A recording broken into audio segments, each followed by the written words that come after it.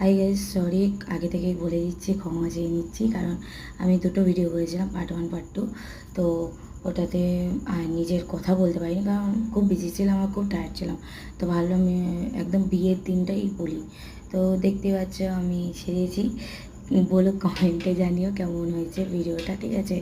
তার তারপরে দেখো, মালা বদল হয়েছে, তারপরে সিঁদুর দান হয়েছে। সিঁদুর দানটা দেখতে পাইনি কারণ খেতে চলে গেছিলাম। খাওয়ার মধ্যে ছিল ডিমের একটা আইটেম ছিল, তারপর সাথে কাসুন্দি ছিল, স্যালাড ছিল, চানা মশলা ছিল, লুচি ছিল, মটন বিরিয়ানি ছিল, চিকেন কষা ছিল,